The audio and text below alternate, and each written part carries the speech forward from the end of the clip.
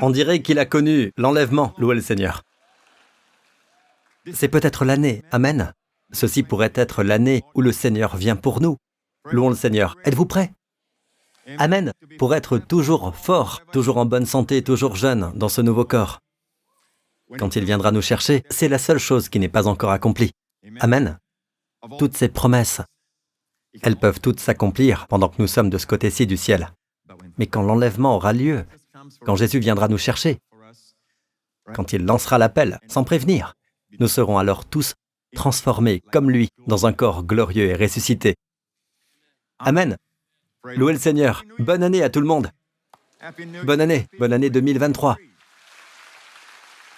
Alors que nous pensons à cette année, nous ne savons pas ce qu'elle nous réserve, mais nous connaissons celui qui portera l'année. Nous n'avons qu'à mettre notre main dans sa main, car il sait tout. Il nous a devancés, vous savez. La Bible dit à maintes reprises, « L'Éternel marchera lui-même devant toi. L'Éternel marchera lui-même devant toi. » Vous savez, une fois David doutait. Il fuyait le roi Saül. Et les ennemis arrivaient pour attaquer les rangs d'Israël. Mais ensuite, il a dit ceci. Dieu dit, « Attends, quand tu entendras un bruit de pas dans les cimes des mûriers, c'est l'Éternel qui marche devant toi. Dépêche-toi. La bataille appartient au Seigneur. Amen. Ainsi, le Seigneur marche devant vous en 2023. Il redresse tous les chemins tortueux, déjoue les stratagèmes de l'ennemi. Il prendra soin de vous et vous protégera de tout cela. Amen. Il y a une belle phrase dans la Bible qui parle de la façon dont le Seigneur prend soin de nous, du début à la fin de l'année. Maintenant, dans le contexte ici, il s'agit de la sollicitude de Dieu pour la terre d'Israël. Bien sûr, Dieu a préparé la terre pour son peuple. Amen. C'est une image de son amour et de son attention pour son peuple. Ici, il est dit, « Un pays dont l'Éternel, ton Dieu, prend soin. » Dites, Dieu prend soin. Amen. Un pays dont Dieu prend soin, sur lequel l'Éternel, ton Dieu, a constamment les yeux, du début à la fin de l'année. Du début de l'année à la toute fin de 2023. Les yeux de Dieu sont sur vous. Qu'importe la terre dont Dieu se souciait, Dieu se soucie encore plus de vous. Amen. Si Dieu prend soin des moineaux qui tombent par terre, pas un ne tombe par terre sans l'accord de votre Père. Il est certain que Dieu prend soin de vous, chacun de vous. Amen. Et ses yeux sont sur vos familles et vous, du début à la fin de l'année. Amen. Nous devons seulement réaliser que Dieu ne pose pas sur nous son regard pour voir nos fautes. Amen. Dieu ne critique pas celui qui croit. Louons le Seigneur. Amen. Il nous conduira et nous guidera dans les domaines où nous commettons des erreurs, où nous ne sommes pas à la hauteur. Il nous dirigera. Il nous aidera. Et nous voulons aussi être aidés. Nous ne voulons pas continuer à faire de mauvaises choses, n'est-ce pas? Mais son regard n'est pas sur nous pour voir des fautes. Amen. Ses yeux sont sur nous pour nous bénir, nous favoriser, nous conduire, nous guider, nous protéger, pour subvenir à nos besoins tout au long de cette année. Puis-je avoir un bon amen? Et pendant que je me préparais pour le message, pour entendre ce que Dieu veut dire à son peuple cette année, pour lancer l'année, parce que ce sera l'année du... Oui. Vous en entendrez parler dimanche prochain, le dimanche de la vision, le thème de l'année. Et je suis tellement excité parce que j'ai eu la révélation pendant mes vacances. Et quand je l'ai reçu, j'étais tellement excité que j'ai dû me garder fortement de le dire à ma famille, en premier lieu. Amen. Mais j'ai commencé à voir de plus en plus ce que Dieu faisait. Maintenant, ce n'est en aucun cas... En fait, pour le monde, ce sera une année sombre, une année lamentable, parce qu'il y a tellement de menaces. Exactement comme Jésus l'a dit, tout cela confirme la parole de Dieu. Et ce que Jésus a dit quand il dit qu'il y aura des fléaux. Nous venons de voir cela se produire il y a quelques années de cela. La pandémie, les fléaux, les maladies. Et puis, il parle de famine. Les famines, c'est la récession, amen. Et nous nous embarquons dans une année, je parle de la nature, pas du peuple de Dieu, bien entendu. Dans une année de récession, amen. Pour vous, peuple de Dieu, Dieu pourvoit, Dieu vous surveillera du début à la fin de l'année. Amen. Et vous entendrez parler de guerre et de menaces de guerre, des rumeurs de guerre. Jésus a dit cela. Nous voyons cela se produire. Même hier, si vous regardez les nouvelles d'hier, vous avez vu qu'il y avait des missiles lancés par une nation. N'est-ce pas? Quelle façon de célébrer le Nouvel An? Des pétards, je comprends. Des missiles, je ne comprends pas. Vraiment pas. C'est vraiment les bruits de guerre, les guerres et les menaces de guerre dont parlait Jésus. Puis il dit, relevez la tête. Quand vous voyez ces choses arriver, ne vous découragez pas, dit Jésus. Relevez la tête, parce que votre délivrance est proche. Maintenant, de quelle rédemption s'agit-il? Car une fois que vous avez été sauvés, vous êtes rachetés, amen, par le sang de Jésus. Quelle est cette rédemption dont parle notre Seigneur? C'est votre rédemption corporelle. C'est votre rédemption corporelle. Vous voyez, de ce côté du ciel, nous savons que même les croyants souffrent le même sort physique que les non-croyants. Oui, nous croyons en Dieu pour la guérison, mais nous ne serons pas au mieux que nous puissions être tant que nous n'aurons pas un corps qui ne sera jamais malade, ne sera jamais fatigué, ne vieillira jamais et même ne s'ennuiera jamais. Amen. Comme celui de Jésus quand il est ressuscité. Vous savez, la rédemption de Jésus en la croix a racheté la nature tripartite de l'homme, toutes les trois parties, l'esprit, l'âme et le corps. Permettez-moi de faire une pause ici et de dire simplement ceci. Vous êtes, dites-le après moi, d'accord? Cela vous aidera à comprendre. Bon, je vais le dire en premier. Je suis un esprit, je ne suis pas un corps. Je suis un esprit, je vis dans un corps. Je suis un esprit. Si je meurs, je quitterai ce corps. Non, dites-le après moi, d'accord? Je vais vous guider, d'accord? J'ai une âme. Mon âme est ma pensée, mes émotions et ma volonté. C'est mon âme. J'ai une âme. Je ne suis pas mon âme. J'ai une âme. Je suis un esprit. Dieu est un esprit, amen. L'esprit a produit, Dieu a produit tout ce qui est physique. Le physique est plus grand que l'esprit. Non, désolé, l'esprit est plus grand que le physique, parce que le physique a une limite de temps. Vous savez, la chaise est physique, le corps est physique. Tout ce qui est physique peut se décomposer et mourir. Mais l'esprit vit pour toujours. Amen. C'est pourquoi il y a un endroit qui doit abriter l'esprit, le paradis ou l'enfer. Parce que l'esprit de l'homme est cette partie de l'homme que Dieu a insufflée dans l'homme. Quand Dieu a créé son corps, c'était comme un mannequin sans vie, juste un corps. Alors Dieu a insufflé dans Adam, et Adam est devenu une âme vivante, la chose ultime. Si vous brûlez un corps, n'importe quel corps d'ailleurs, il va retourner à la poussière. Amen. Le sol, d'où Dieu a créé l'homme. Je pense que Dieu a combiné une partie de son être en nous, qui est noble, qui est la plus élevée. Amen, de la création, parce que cette partie est venue de Dieu. Dieu n'a pas fait des animaux avec son souffle.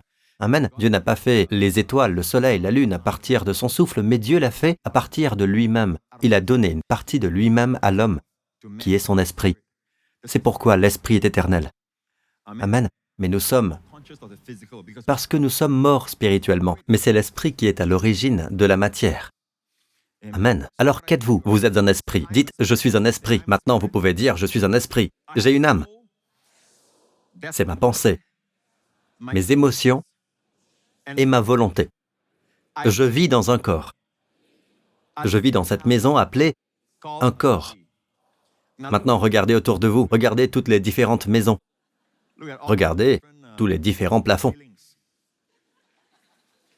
Amen. J'ai une nouvelle pour vous. Vous n'avez qu'une seule maison. Prenez-en soin. Une fois que vous êtes parti, vous ne pouvez plus revenir en arrière. D'accord? Je sais qu'ici à Singapour, nous pouvons acheter une maison, voire plus d'une maison. Pour certains d'entre vous, si vous n'aimez pas une maison, vous pouvez en acheter une autre, n'est-ce pas? Mais pour vous, ce corps, cette maison compte plus que n'importe quelle autre maison. Amen. Vous vivez dans cette maison. Prenez-en soin. Vous n'avez qu'une seule maison pour vivre. Amen. Que ce soit l'année où vous prenez soin de votre maison. Vous prenez soin de votre maison, laissant Dieu prendre soin de votre maison. Puis-je avoir un bon amen? Alors, quand Dieu a voulu racheter l'homme, quand Adam a péché pour la première fois, en fait, les gens disent, eh bien, Pasteur Prince, si Dieu est bon, pourquoi alors toutes les guerres et les famines, tout ça? Ne blâmez pas Dieu, pas plus que vous ne pouvez blâmer le ministre des Transports pour l'accident qui est arrivé sur la route. Amen. Si quelqu'un ne respecte pas le code de la route, la circulation, les réglementations qui sont là pour leur sécurité, vous ne pouvez pas blâmer le ministre des Transports pour l'accident, n'est-ce pas? J'espère que vous comprenez cela. Et si vous voulez voir comment c'est quand Dieu a le plein contrôle sur terre, il faut revenir à l'époque d'Adam, avant qu'il ne pêche. Adam a vécu dans un Éden parfait, dit la Bible, où tout lui était donné. Tout était voluptueux, grand. Il y avait le nombre et la variété. Dieu a créé l'homme capable de percevoir différents goûts et différentes sortes de fruits, différentes sortes de nourriture pour répondre à ces différents goûts. Dieu a tout prévu pour lui. Tout ce qu'il avait à faire, Dieu l'avait fait éternel pour qu'il puisse profiter de tout ce qui a été créé. C'est à quoi ressemble la vie quand Dieu a le plein contrôle. Pas de maladie. Adam n'a jamais visité un hôpital. Et il n'y avait pas besoin de poste de police, pas besoin de caserne de pompiers, amen. Toutes ces exigences de la vie et tous ces défis qui sont apparus quand l'homme est tombé, quand il a péché, ça n'existait pas du tout. Cela nous dit à quoi ressemble la vie quand Dieu est complètement aux commandes. Or, Dieu a donné la terre aux hommes. Et quand Dieu donne, d'accord, Dieu ne le reprend pas. Ainsi, Dieu a donné la terre à l'homme, et Dieu a dit à l'homme qui avait le libre arbitre, Dieu a donné à l'homme le libre arbitre. Quand vous donnez à quelqu'un le libre arbitre, vous ne pouvez plus manipuler ce libre arbitre. Si vous êtes Dieu, vous ne pouvez pas simplement dire « je vais utiliser mon pouvoir pour changer son libre arbitre ». Vous ne pouvez pas faire cela. Ce ne serait plus du libre arbitre. Mais à chaque fois que vous donnez le libre arbitre, il y a un risque que la personne choisisse la mauvaise chose maintenant. Bien que vous êtes libre de choisir, vous n'êtes pas libre de choisir le résultat. Vous choisissez ceci, voilà le résultat. Vous choisissez cela, c'en est un autre. Vous pouvez choisir, mais vous ne pouvez pas choisir le résultat. Comme j'aime dire, mettre le doigt dans le feu, c'est connaître la douleur. Vous ne pouvez pas choisir l'absence de douleur. La douleur suit le doigt dans le feu. D'accord?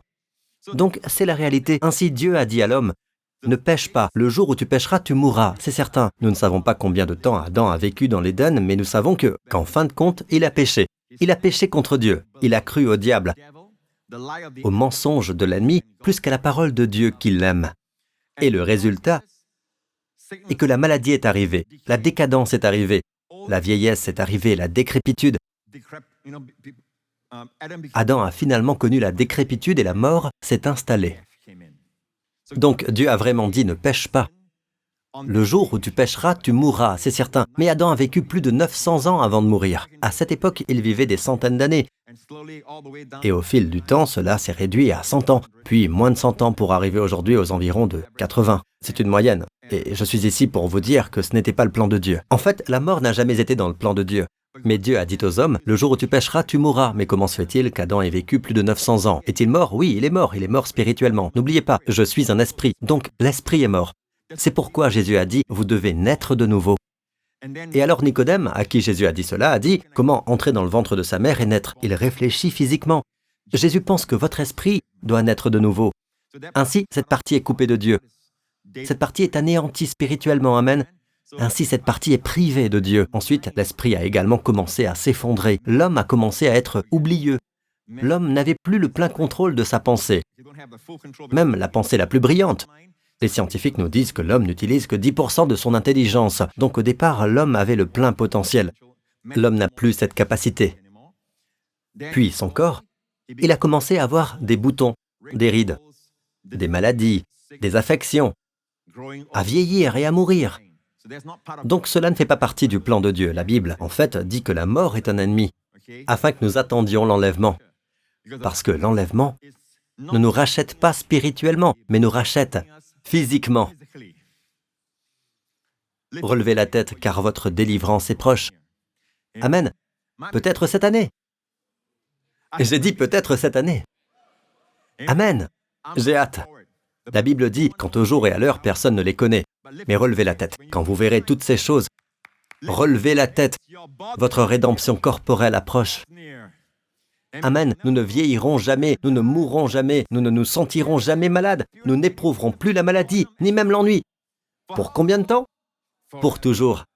Amen. Car Jésus a vaincu la mort. Il est ressuscité. Cet ennemi que Dieu n'aime pas, que Dieu hait, la mort, a été vaincu par notre Seigneur Jésus-Christ en la croix. Il a laissé derrière lui un tombeau vide. Louez le nom de Jésus. Dieu nous a rachetés, esprit, âme et corps en la croix. Lorsque Jésus a été suspendu en la croix, Jésus nous a rachetés spirituellement. Il a porté nos péchés, amen, et nous revenons à la vie parce qu'il a pris notre place. Il ne connaissait aucun péché, il n'a commis aucun péché. Il n'a jamais péché, il était sans péché. En lui, il n'y a pas de péché. Mais nous qui avons péché, amen, il a pris notre place en la croix pour que nous puissions prendre sa place dans la justice. Et aujourd'hui, la Bible dit qu'une fois que vous êtes nés de nouveau, vous êtes nés justes. Alléluia! Amen, les amis. La grâce signifie une faveur non acquise, non méritée. Savez-vous que lorsque vous naissez de nouveau, vous naissez juste? Vous êtes né juste. Aux yeux de Dieu, vous êtes juste. Cela ne signifie pas que votre corps doit être à la hauteur de qui vous êtes. Une fois que vous êtes né de nouveau, vous croyez en Jésus-Christ et dites-vous bien qu'avoir le titre de chrétien ne signifie pas. C'est comme aller dans un garage ne fait pas de vous une voiture. D'accord? Ainsi, aller à l'église ne fait pas de vous un chrétien. Vous devez naître de nouveau. Oui, vous devez croire au Seigneur Jésus-Christ et ce qu'il a fait pour vous en la croix. Maintenant, une fois que vous êtes né de nouveau, vous êtes né juste. Votre corps peut encore faire le mal, votre pensée peut penser au mal, pécher. Mais votre esprit, celui que Dieu voit, est juste. Amen. Donc, nous devons aligner notre pensée et notre corps sur notre esprit. Et nous apprenons à le faire chaque jour afin que nous nous conformions à l'image de Jésus. Puis-je avoir un bon amen? Ensuite, la Bible dit que Christ nous a rachetés en la croix. Ésaïe 53 dit, verset 5, « Sûrement en la croix, non seulement il a porté nos péchés, il a aussi porté nos maladies et nos douleurs. » Bonne nouvelle, il a porté nos maladies et nos douleurs. J'ai dit qu'il portait nos maladies et nos douleurs. Amen, afin que nous soyons guéris. Vous voyez, nous avons seulement besoin de guérison de ce côté du ciel. Quand Jésus reviendra, nous n'aurons plus besoin de guérison. Pourquoi? Parce que nous aurons un nouveau corps qui ne tombe pas malade. Il n'y aura donc plus besoin de guérison. La guérison est seulement pour ce côté, ici et maintenant. Amen. Alors croyons en Dieu pour la guérison. Si vous êtes malade, allez à l'hôpital. Sachez ceci, Dieu vous veut du bien. Amen. Allez consulter un médecin, quel qu'il soit, mais surtout, comptez sur le Seigneur pour votre guérison. Amen. Si c'est un être cher, j'amènerai cette personne à l'hôpital. Je ferai en sorte que cette personne reçoive la meilleure aide médicale. Je ne crois pas un instant que Dieu veuille que vous soyez malade. S'il voulait que l'homme soit malade, pour montrer cette volonté, il aurait rendu Adam malade dès le début, avant le péché. Alors non, amen. Dieu et les docteurs sont tous du bon côté, du côté de la guérison. Amen. La Bible dit, Dieu a voulu que tu prospères à tout point de vue et sois en bonne santé à l'image de ton âme. Ainsi, Christ nous a aussi rachetés physiquement. Et cette plénitude arrivera quand Jésus reviendra. Nous aurons un tout nouveau corps. Mais qu'en est-il de notre âme intermédiaire ou de notre pensée, de nos émotions? Ainsi, l'une des choses qui se sont produites est que pendant que je me préparais pour ce message du Nouvel An, j'ai demandé au Seigneur qu'est-ce qu'il a sur son cœur pour vous. Je veux guérir leurs pensées. Beaucoup d'entre nous, nous sommes sauvés spirituellement. Je vais prier pour cela également, à la fin du service. Mais dans notre pensée, il y a quelque chose que le Seigneur, cela m'a surpris quand il a dit « Je veux guérir leurs pensées ». Parce qu'au début, quand j'ai créé l'homme, sa pensée n'était pas oublieuse. Mais c'est alors qu'il m'a montré que beaucoup d'entre nous, nous avons considéré notre oubli comme normal. On entend des reportages, on regarde autour de nous d'autres personnes et ils rient et les gens font des blagues à ce sujet. Vous savez, les gens plaisantent. Comment cet homme qui a monté les escaliers et il s'est tourné vers sa femme âgée et il a levé les yeux, puis il a encore baissé les yeux, il a levé les yeux, puis il a dit « Maintenant, je ne sais pas si je descends ou si je monte. » Et les gens plaisantent à ce sujet. Et nous avons des moments où nous entrons dans une pièce et nous nous demandons « Qu'est-ce que je fais là? Pourquoi suis-je venu ici? Ne levez pas les mains. » Nous appelons cela un moment de vieillesse, n'est-ce pas? Mais nous l'acceptons comme étant normal. Les gens en font même des blagues. Mais ce que le Seigneur m'a dit, c'est que c'est une malédiction. C'est une malédiction qui est venue à cause de la chute d'Adam. Et Christ nous a rachetés de la malédiction de la loi en la croix.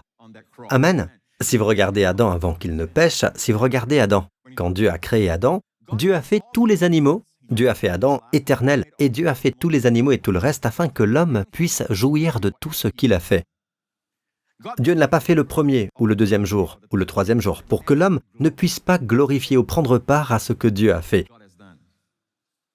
Toute la gloire revient à Dieu. L'homme est le récipiendaire de son amour, le bénéficiaire de toutes ses bénédictions. C'est la vie que nous devons vivre. Le salut commence quand vous recevez, pas quand vous faites. Ce n'est pas votre action qui vous sauve, c'est recevoir l'œuvre achevée de Jésus. Dans l'Ancien Testament, l'ancien accord était que vous fassiez encore et encore, mais personne ne peut atteindre le niveau de ce que Dieu exige. Dieu le savait, alors que l'homme ne pouvait pas savoir. Dieu a envoyé son Fils, il est mort pour nous. Et maintenant, le salut commence par « c'est accompli ». Amen. Nous nous reposons dans le travail fini. Puis-je avoir un bon amen?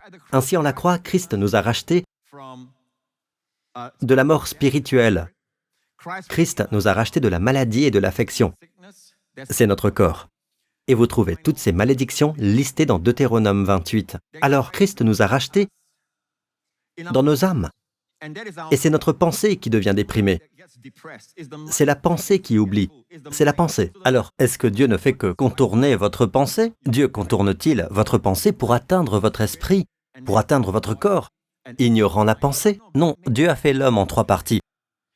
Vous voyez, Dieu est un Dieu, mais Dieu est la triunité, n'est-ce pas? 3 personnes divines, Père, Fils, Saint-Esprit, 3 en 1. Vous ne dites pas 3 dieux, vous dites un seul Dieu. Amen. Même la langue hébraïque dit l'Éternel notre Dieu est le seul Éternel. En hébreu, l'Éternel notre Dieu, Elohim. L'Éternel notre Elohim. Elohim est pluriel, mais un seul Dieu est Echad. Echad n'est pas une unité singulière. Echad est une unité collective. Nous sommes tous ici comme un tout. Cela signifie que c'est un mot pluriel. Echad est un. Le Seigneur notre Dieu est un. Ce n'est pas grave. Si vous ne comprenez pas l'hébreu et tout ça, ça va. Amen. Mais souvenez-vous, quand Dieu dit « faisons l'homme », ces mots que vous trouverez dans votre Bible, Second 21, « faisons l'homme ». Faisons l'homme. Ainsi, la personne divine est impliquée. Le Père a planifié, le Fils exécute, le Saint-Esprit vient et se manifeste. Amen. Ainsi, la triunité, 3 personnes divines en un seul Dieu. Amen. Notre Dieu unique. Nous ne disons pas 3 dieux, d'accord? Souvenez-vous toujours de cela. C'est un mystère divin. Ainsi, Dieu a créé l'homme à son image. Nous sommes tripartites. Amen. Si une partie souffre, nous souffrons. Si votre pensée est agitée, le corps dit « D'accord, produisez la maladie. Produisez la maladie. » Et les médecins diront, par exemple, que le stress peut rendre votre corps malade. N'est-ce pas? Votre esprit n'est pas au repos. Cela peut affecter votre pensée. Votre pensée peut affecter votre corps. Vous ne pouvez pas tout dissocier. Il y a cette partie, puis celle-là. Tout est lié. Tout est symbiotique. D'accord? Et quand Dieu vous a créé à son image, vous êtes tripartite. Amen. Souriez à votre voisin et dites-lui « tripartite ». Dites « je suis déjà devenu intelligent dès le premier jour de 2023 ». Bon, alors regardez ça. Le Seigneur m'a dit qu'il veut guérir votre pensée. Tout d'abord, vous devez reconnaître que ce n'est pas normal. Si vous continuez à entendre, à regarder les nouvelles, si vous continuez à entendre les nouvelles, si vous continuez à regarder le rapport de l'homme, vous accepterez cette condition. Mais ne dites pas des choses comme « je vieillis, je suis oublieux ». L'autre jour, je me suis réveillé tôt, et vous savez que quand vous venez de vous réveiller, votre pensée va généralement dans toutes sortes de directions différentes, n'est-ce pas? Donc ma pensée est allée vers un vieil ami, une personne âgée m'est venue à l'esprit, quelqu'un que j'ai connu il y a longtemps. Et je me suis dit, comment s'appelle-t-il? Je connais son nom, mais ça ne m'est tout simplement pas revenu. Alors je me suis dit, je ne me rendormirai pas tant que je ne connaîtrai pas son nom. Vous avez déjà connu ça? Ça vous est déjà arrivé? Je l'avais au bout de la langue, mais je n'arrivais pas à retrouver son nom. Alors j'ai lutté, et le nom n'est jamais venu. Mais je n'ai pas accepté que je vieillissais. Et là, j'ai dit, j'ai la pensée de Christ. Et cette phrase, soit dit en passant, se trouve dans le Nouveau Testament. J'ai la pensée de Christ. Paul dit, nous avons la pensée de Christ. J'ai la pensée du Christ et je connais son nom. Et comme ça, son nom est apparu. Amen. Bon, écoutez, ça n'arrive pas toujours aussi vite. Mais apprenez à, au lieu de dire « je suis oublieux », prononcez la parole de Dieu. J'ai la pensée de Christ. Amen. Et la pensée de Christ n'oublie jamais. Amen. Cela ne viendra peut-être pas immédiatement, mais cela viendra, cela se manifestera. Plus vous le dites, plus vous... En fait, ce n'est pas vraiment vous, c'est juste que vous libérez la foi. C'est la parole de Dieu. Mais nous nous approprions les promesses de Dieu par la foi. Et la foi est ainsi libérée.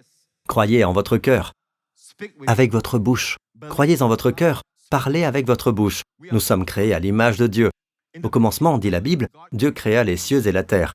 La terre n'était que chaos et vide. Il y avait des ténèbres à la surface de l'abîme.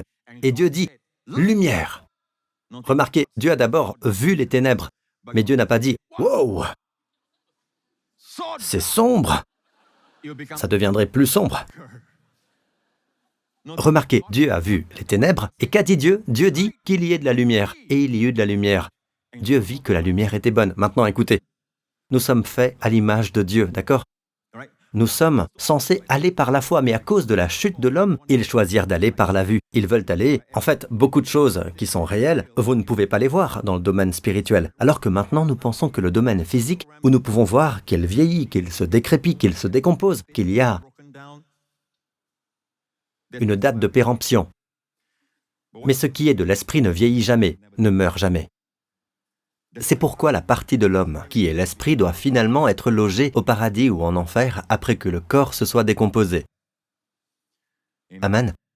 Dieu a tant aimé le monde qu'il a donné son Fils unique, afin que quiconque croit en lui ne périsse pas, mais ait la vie éternelle. Amen. Remerciez Dieu pour cela, louez le Seigneur. Ainsi nous sommes rachetés même dans notre pensée. Alors commencez à confesser, j'ai la pensée de Christ. Amen. Amen. Le diable vient voler, tuer et détruire. Jésus lui-même l'a dit. Dans Jean 10, Jésus a dit, « Le voleur ne vient que pour voler, égorger et détruire. Moi je suis venu afin que les brebis aient la vie et qu'elle l'ait en abondance. » Qu'ils aient la vie et qu'elle l'ait en abondance. Oh, ça sonne si bien dans ma bouche. La vie en abondance. Dites-le. La vie en abondance. Jésus dit, je viens. Pourquoi viens-tu, Seigneur Jésus? Message de Noël, n'est-ce pas? Il est venu. Pourquoi viens-tu? Je viens pour que vous ayez la vie et que vous l'ayez en abondance. Amen. Cela ne veut pas dire que les gens qui ont beaucoup d'argent ont une vie abondante. Beaucoup d'entre eux pleurent à l'intérieur. Beaucoup d'entre eux sont pleins de peur et d'inquiétude. Ce n'est pas une vie abondante. Mais remarquez qu'il y a un voleur. Le voleur dont parle Jésus ne vient que pour voler, égorger et détruire. Remarquez qu'avant qu'il ne puisse tuer et détruire, tout ce qui vous vole n'est pas Dieu. Vous volez, c'est le diable. Oui, il y a un diable. Il y a un diable, je l'affirme. Ok, aujourd'hui nous avons des mots fantaisistes pour le diable. Les gens ne parlent plus du diable, c'est en fait la victoire du diable, dans un sens, de faire croire aux gens qu'il n'existe pas. Je me souviens avoir prié pour une dame qui était possédée par un démon. C'était une dame, mais une voix d'homme s'est fait entendre. Au début, je lui parlais, elle me parlait d'une voix féminine, mais quand j'utilisais le nom de Jésus, une voix d'homme est sortie de sa gorge.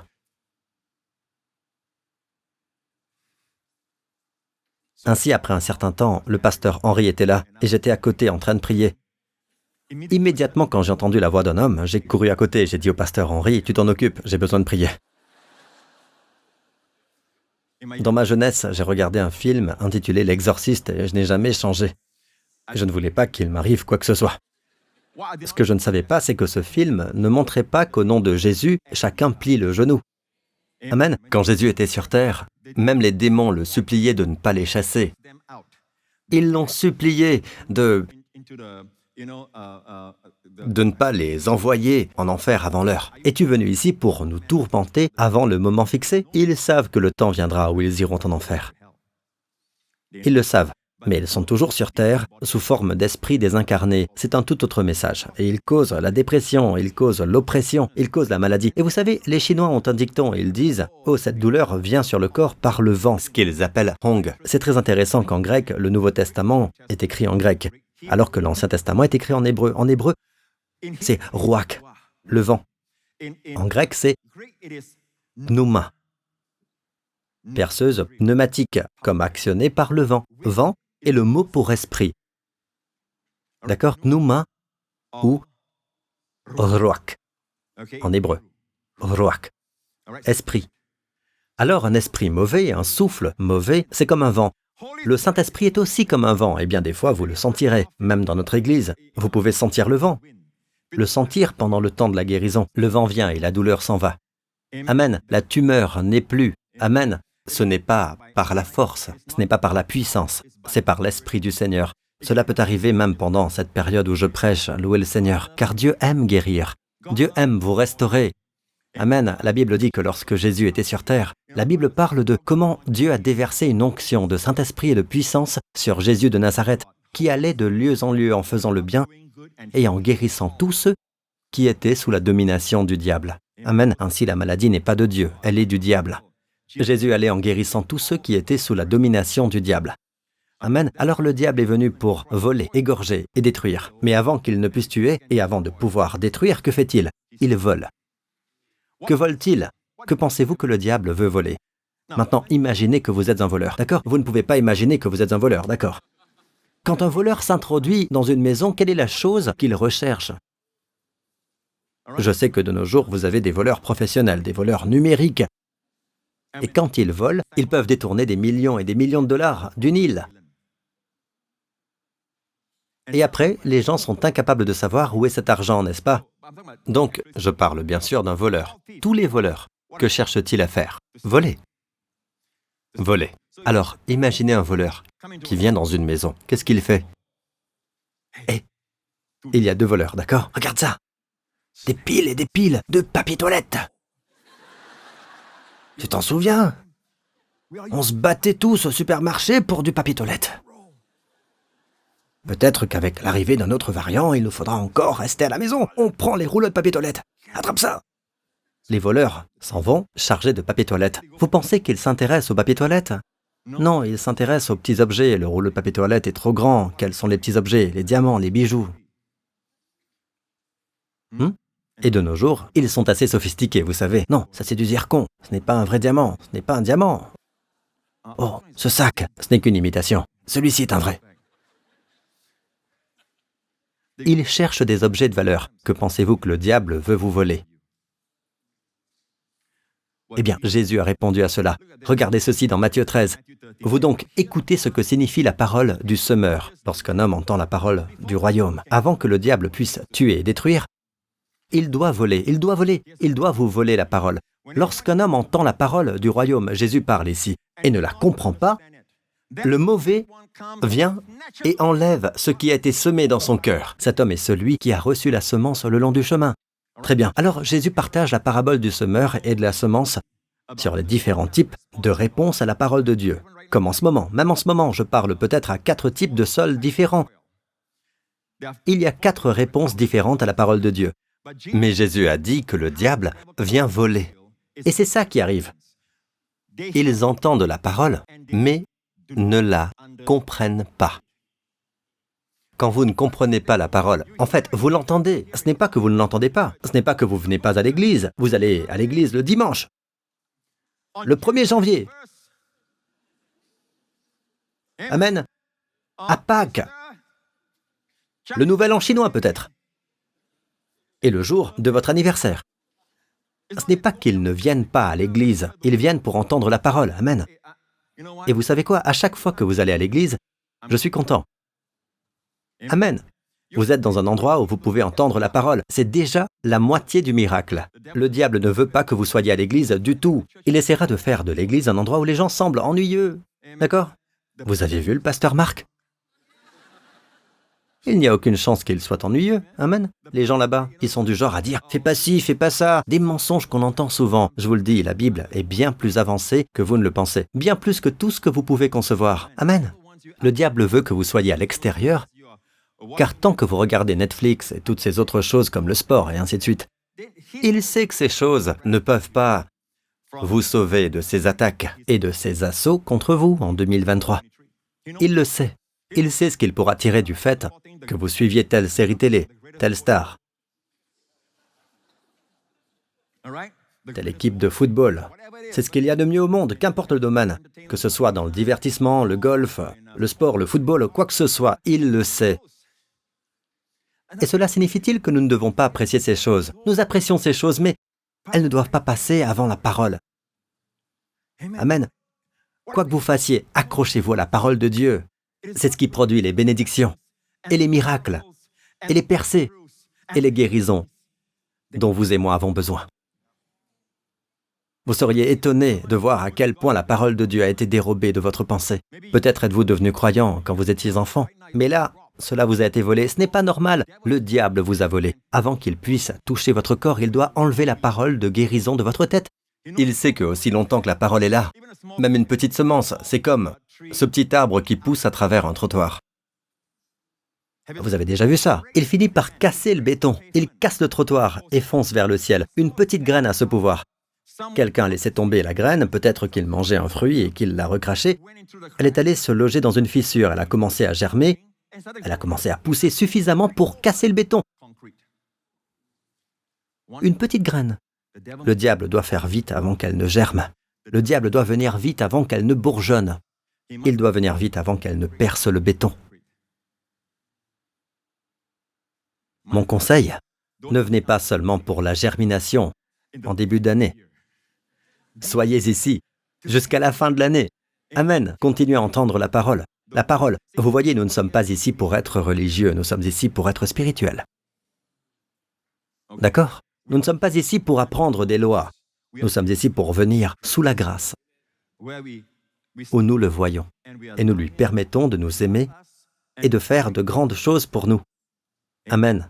Et c'est une grande humilité de permettre à Dieu de subvenir à vos besoins et ne pas dire « non, non, non, je peux le faire moi-même, je peux le faire, je peux m'aider moi-même, je peux me soigner, je peux me parrainer, je peux subvenir à mes besoins, je peux surmonter cette servitude par moi-même comme les gens qui fument, je peux arrêter quand je veux, oui. » Et on ne les voit jamais s'arrêter. Pas vrai? Nous sommes si fiers de penser que nous pouvons alors que Dieu essaie de nous faire comprendre cette leçon. Tu ne peux pas, tu as besoin de moi. Cette année, dépendez plus que jamais de Dieu. Personne n'est aussi fort que celui qui place sa confiance dans le Seigneur. Ce sont les gens faibles qui essaient de ne dépendre que d'eux-mêmes. Amen. Alors, le diable vient voler la parole. Mais pourquoi? Pourquoi est-il capable de voler la parole? Parce que celui qui entend la parole ne la comprend pas. Eh bien, votre Nouveau Testament est en grec. D'accord? Toutes les versions françaises viennent du grec. Il a été écrit à l'origine en grec. Votre Ancien Testament, comme les histoires de David et tout cela, c'est en hébreu. L'Ancien Testament est en hébreu. Le Nouveau Testament, en quoi? En grec. D'accord? Vous avez compris, c'est le Nouveau Testament. Jésus parle. Et c'est en grec. Et en grec, je veux que vous vous souveniez de ce mot. En grec, le mot « comprendre » est le mot « suneimi ». Dites « suneimi ». Ça ressemble à un tsunami. D'accord? Vous pouvez vous en souvenir. Suneimi. Maintenant, suneimi signifie... Sun signifie ensemble, neimi signifie sagesse qui vient de Dieu, que les autres peuvent voir mais qu'ils ne voient pas.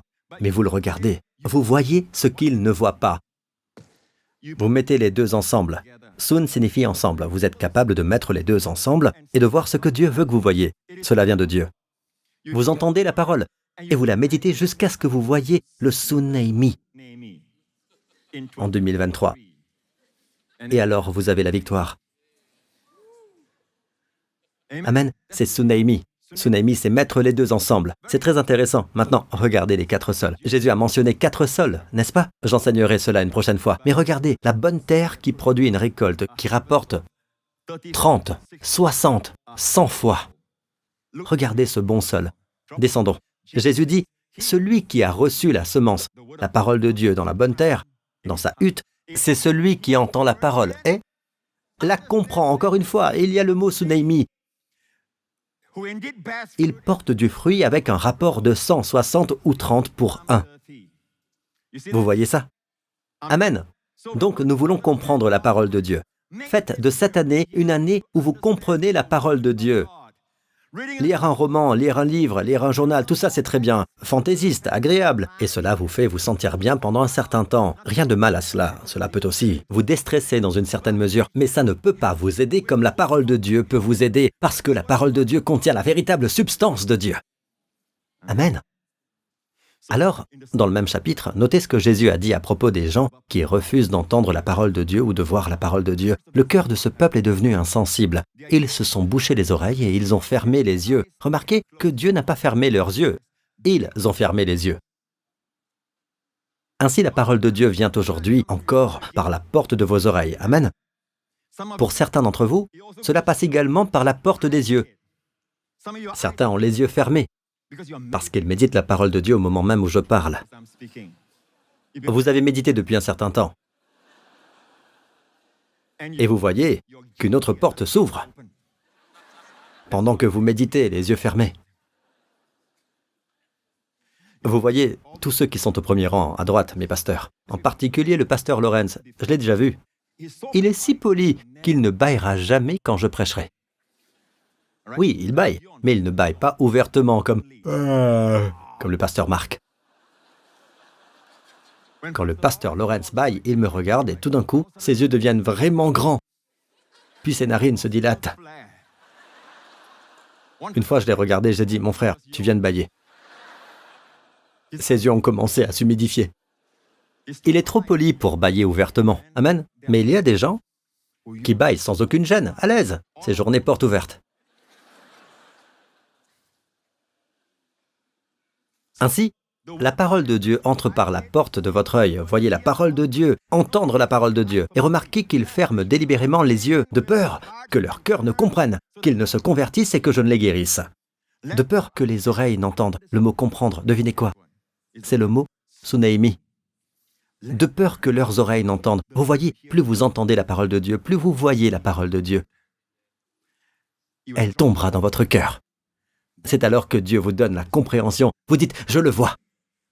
Je veux que vous soyez tous, cette année 2023, accros aux révélations. Vous voulez la révélation de la parole de Dieu. Je le vois. C'est David qui le dit, que c'est plus désirable que l'or fin. Heureux l'homme qui a trouvé la sagesse, dit la Bible. Amen. Heureux est l'homme qui a trouvé la sagesse. Regardez ce que Jésus a dit qu'il arriverait. Si vous comprenez vraiment Sunaimi, la parole de Dieu, et Sunaimi vient de Dieu, et nous allons demander à Dieu de vous la donner cette année. Si vous comprenez vraiment la parole de Dieu, elle dit, de peur que leur cœur ne comprenne, qu'ils ne se convertissent et que je ne les guérisse. Regardez la façon dont il a dit, que je ne les guérisse. C'est presque comme si il y avait une nécessité divine. Si tu remplis les conditions, si tu vois ma parole, si tu entends ma parole, qu'elle touche ton cœur et que tu la comprends, je devrais te guérir. Je ne peux que te guérir. Intéressant. Mais les amis, on dirait que les gens ne veulent pas d'une guérison pareille. Pasteur, priez pour moi. Voici ma tête, voici ma main, touchez-la. Ça ne marche pas toujours comme ça. Je ne suis pas celui qui guérit. Je vous l'ai déjà dit. J'obéis simplement à Dieu et Dieu a dit, ils poseront les mains sur les malades et ceux-ci seront guéris. Parfois, Dieu permet ce moyen, mais parfois Dieu veut que nous recevions la guérison de sa parole. Amen. Par la révélation.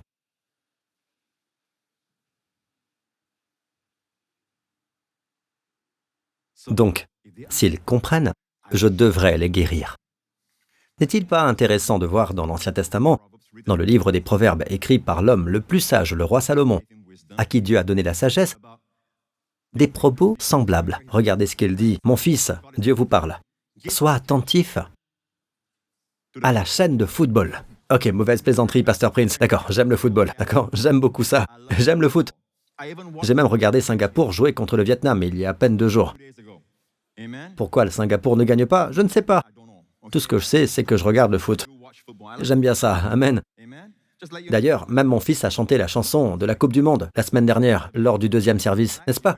Vous l'avez entendu, nous aimons le football. Nous sommes une famille qui aime le foot. Même ma femme aime le football. Elle a dit que quand elle entend le football, elle peut dormir. Le bruit de la foule, ce bruit-là, elle a grandi en écoutant le football. Alors, ne me méprenez pas. Mais n'en faites pas une idole. Ne lui donnez pas la priorité. N'y prêtez pas attention au point de négliger la parole de Dieu. Vous ne pouvez pas venir à l'église parce que hier, soirée football. Vous savez, faites attention à quoi? À mes paroles. C'est la priorité. Ensuite, il dit ceci. Tends l'oreille, la porte de vos oreilles, vers mes discours. Qu'ils ne s'éloignent pas. De quoi? De tes yeux. Alors que se passe-t-il? Garde-les au fond de ton cœur. Vous voyez les propos semblables, non? C'est par la porte de vos yeux, c'est par la porte de vos oreilles. Voyez la parole de Dieu. Comment voyez-vous la parole de Dieu? Ça ne veut pas dire que vous prenez la Bible et que vous traversez la rue des Orchidées en vous cognant contre tout le monde, contre les lampadaires. Bien sûr que non. Ça signifie quoi? Dans votre esprit, vous visualisez, vous imaginez que quand la parole de Dieu dit que vous êtes un arbre planté au bord des fleuves d'eau, vous vous voyez comme ça. Quoi qu'il fasse, cela prospère. Vous vous voyez comme ça. Quand le monde dit que vous vieillissez, vous vous voyez vert. La Bible dit qu'ils portent encore des fruits dans la vieillesse. Ils sont pleins de sève et verdoyants. Vous voyez la parole de Dieu. Vous voyez la parole de Dieu. Vous croyez en la parole de Dieu jusqu'à ce qu'elle tombe dans votre cœur. Vous voyez, gardez cela à l'esprit. Elle tombera dans votre cœur. Car les mots de Dieu, apportent quoi? La vie à ceux qui les trouvent. Pas pour tout le monde, à ceux qui les trouvent. Ceux qui reçoivent par la porte de l'œil, la porte de l'oreille, tombant jusqu'au cœur. Et ils apportent la vie à ceux qui les trouvent, la guérison à tout leur corps. La parole de Dieu est la santé. Vous aimez les tomates?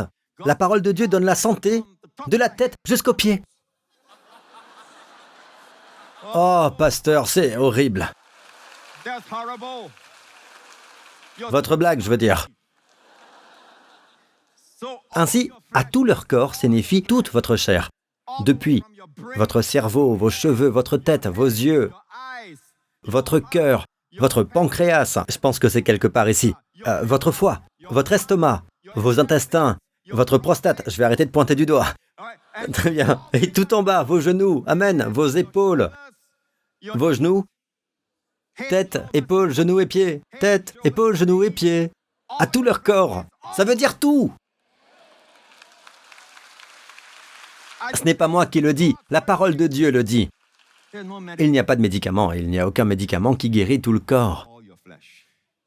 Il y en a beaucoup qui promettent beaucoup de choses. Puis on entend des effets secondaires. En Amérique, quand je suis au volant, j'entends une publicité. Essayez tel produit, c'est magnifique. Puis la mise en garde, attention, ce médicament peut causer toutes sortes de problèmes majeurs, incluant la mort. Très vite. Mais au moins techniquement, ils l'ont dit. Vous ne pouvez pas l'entendre, c'est votre problème. Il y a beaucoup de contre-indications qui existent quand vous mélangez certaines choses, par exemple. La parole de Dieu, vous pouvez en prendre autant que vous voulez. Ils apportent la vie à ceux qui les trouvent, la guérison à tout leur corps. Continuez à recevoir la parole de Dieu. Vous pouvez regarder Netflix, mais rappelez-vous que le mot « net », filet en anglais, est là. Ne vous laissez pas prendre dans le filet, c'est tout. Amen. C'est bon, je comprends. Ne laissez pas les valeurs du monde devenir vos valeurs. Si vous êtes déprimé et que vous pensez que c'est normal, n'adhérez pas à ceux qui disent que c'est bien de ne pas aller bien. Si vous êtes déprimé, ont-ils le droit de dire ça? Ils ne sont pas déprimés, mais je vous le dis, Dieu veut que vous soyez libérés de la dépression. Il existe un endroit où vous pouvez avoir la paix dans votre esprit et la tranquillité dans votre cœur. Dieu vous aime, il veut que vous ayez cela. Certains disent que c'est facile à vivre. Ça va, accepte ta condition, ne cherche pas de soulagement, ne cherche pas, non. Les gens en dépression, il ne faut jamais les condamner. Jamais. Il n'y a aucun mal à être déprimé. Mais pensez que c'est un état normal. Et toujours vivre ainsi, il y a des gens qui vous disent « ça va ». Non, c'est facile à dire. Dieu veut le meilleur pour cette personne. Dieu veut que cette personne soit libérée. Puis-je avoir un bon amen? Ainsi, dans la maison de Dieu, vous entendez la parole de Dieu. Vous voyez la parole de Dieu. Oui, à la maison aussi, vous le pouvez, mais il y a tellement de distractions. Alors assurez-vous d'avoir au moins le dimanche. Commencez bien l'année, mes amis. Amen. Donc ici, il est dit, ils apportent la vie à ceux qui les trouvent, la guérison à tout leur corps. Dieu veut que vous ayez la sagesse, que vous l'ayez dès le début de l'année. Peut-être que cela peut aussi être l'une de vos 3 demandes pour lesquelles nous prierons à la fin du service, d'accord? Vous êtes tous venus avec vos 3 demandes? Très bien.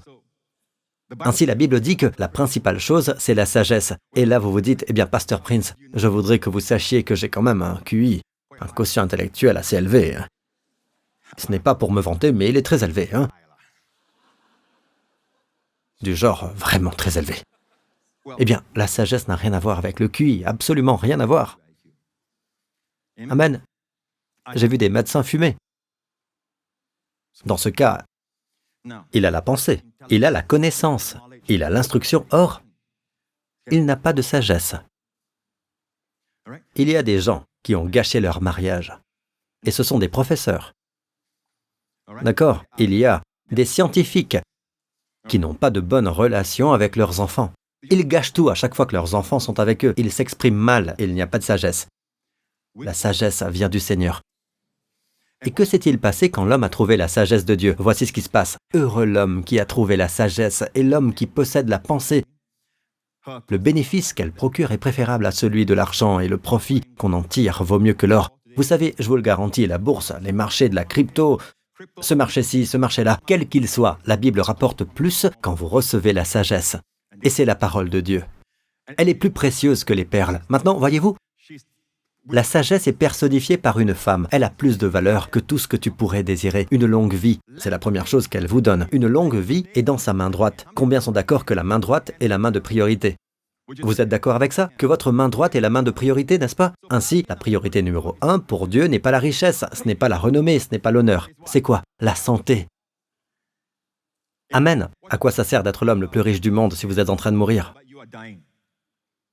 Pas vrai? Donc, la santé est primordiale et elle est dans notre main droite. Remarquez qu'une longue vie, la longévité, est dans la main droite, d'accord? Dans sa gauche se trouve la richesse et la gloire. Ainsi, la deuxième bénédiction, c'est la richesse. Et la troisième, l'honneur qui se trouve dans sa main gauche. Ces voies sont des voies agréables. Il y a de la douceur. Ça ne veut pas dire que les choses seront parfaites. Il y aura beaucoup de choses qui iront mal. Il y aura beaucoup d'adversités et de défis auxquels nous serons confrontés cette année. Mais il est peu probable même, difficile que nous demeurions dans la tristesse et l'adversité parce que comme une bouée dans l'eau, il y a une joie et une paix, une douceur qui vous élève. C'est ce que Jésus vous donne au milieu de l'adversité. En l'an 2023, Amen. Vous serez soutenu. Amen. Vous serez élevé au-dessus de vos peines par la joie du Seigneur. Être content dépend de la façon dont un événement se produit. S'il se produit comme vous vouliez qu'il se produise, alors vous êtes content, heureux, content. Tant que les événements sont heureux, on est content. Mais la joie, ce n'est pas être content grâce à des événements heureux. Paul était en prison, enchaîné, et il chantait. Amen. Voilà la joie du Seigneur. Louez le Seigneur. Et le peuple de Dieu dit Amen. Alors, regardez ça. Une longue vie, c'est la santé. La richesse. Ça fait 2. 3. La gloire. 4. C'est les voies agréables. Tous ces sentiers sont shalom en hébreu, la paix. Tous ces chemins sont paisibles. Et la paix, c'est aussi le bien-être, la plénitude. Amen. C'est comme la complétude. Amen. Encore une fois, que vous donne la sagesse, longue vie, santé, longue vie, richesse, gloire, voies agréables, paix. Ainsi, elle est personnifiée en femme. Vous l'enlacez, ses deux mains vous soutiennent. Optez pour la sagesse.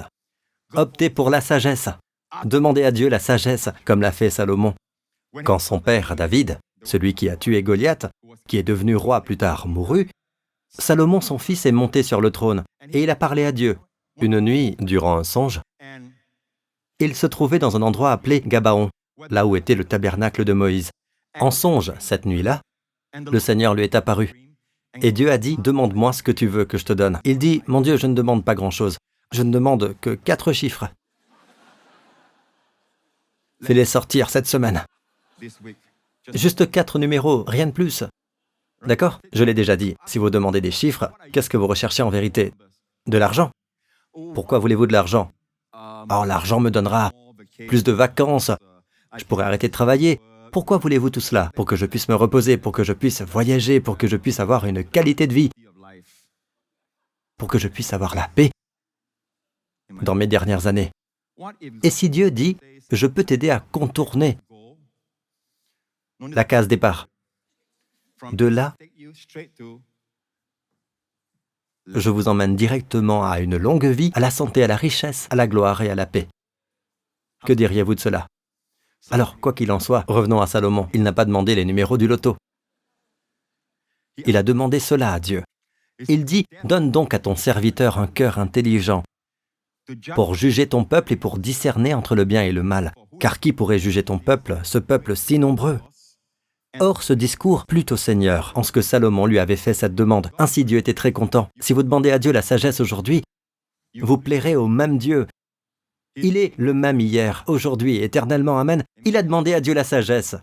Et qu'est-ce que Dieu lui a répondu? Et Dieu lui dit, puisque tu m'as fait cette demande, et que tu n'as demandé ni une longue vie, ni des richesses, en fait, la sagesse apporte toutes ces choses, n'est-ce pas? Mais il n'a pas demandé toutes ces choses, ni la mort de tes ennemis, mais que tu as demandé de l'intelligence pour rendre la justice. Voici, je fais selon ta parole. Je te donne un cœur sage et intelligent, de sorte qu'avant toi, nul n'aura été pareil à toi, et qu'il n'y aura point après toi qui te soit semblable. D'accord? Et même, je te donne ce que tu n'as pas demandé. Regardez ceci. Je te donne ce que tu n'as pas demandé. Il a demandé à Dieu la sagesse. Dieu lui a donné quoi? Je te donne ce que tu n'as pas demandé. Et les richesses et la gloire. Qu'est-ce que c'est? La main gauche, non? Vous demandez à Dieu la sagesse, vous obtenez tout. Mais pour Salomon, il a demandé à Dieu la sagesse. Dieu dit, je te donne ce que tu n'as pas demandé, et les richesses et la gloire. C'est la main gauche. Mais qu'en est-il de la main droite? La santé, une longue vie. Dieu dit, et si tu marches dans mes voies, gardant mes statuts et mes ordonnances, Soit dit en passant, les richesses et la gloire, il n'y en aura point de semblable pendant tous les jours de ta vie. Jusqu'à aujourd'hui, il est l'homme le plus riche qui n'ait jamais vécu. Oui, il est plus riche qu'Elon Musk. D'accord? Compte tenu de l'inflation et de tout cela, vous constaterez qu'il est supérieur à 1 milliard de milliards de dollars.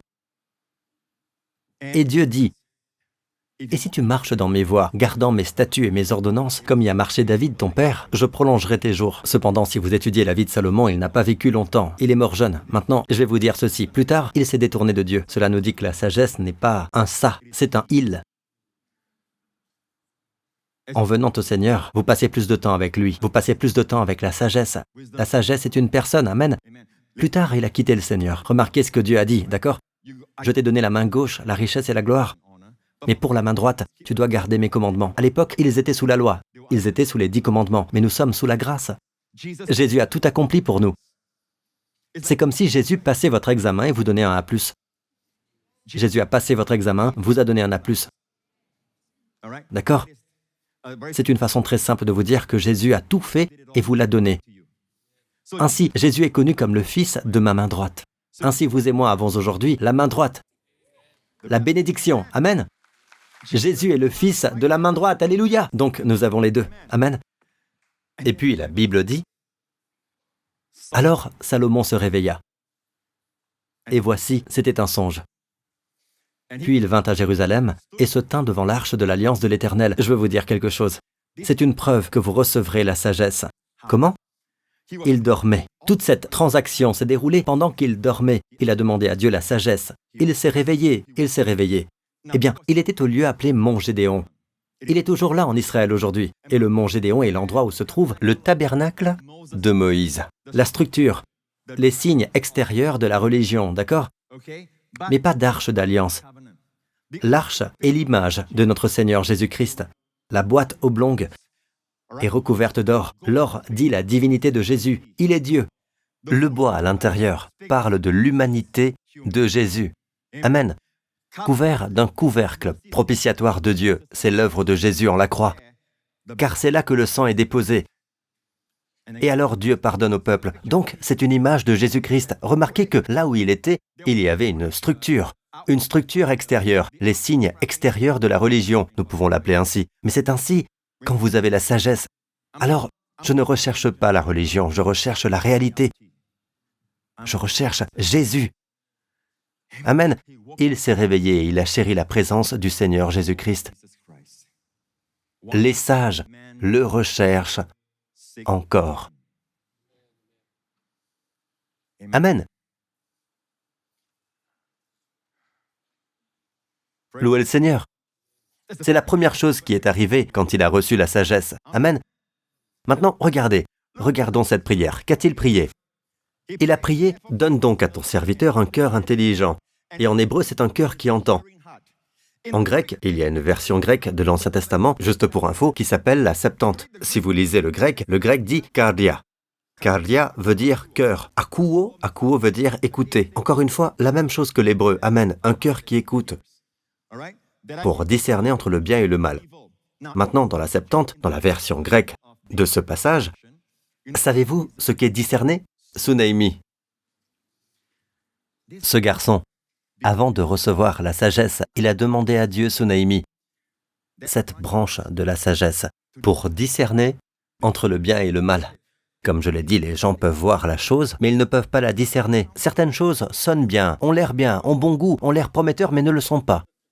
Et oui, certains contrats sont comme ça. Certaines offres sont comme ça. Beaucoup sont comme ça.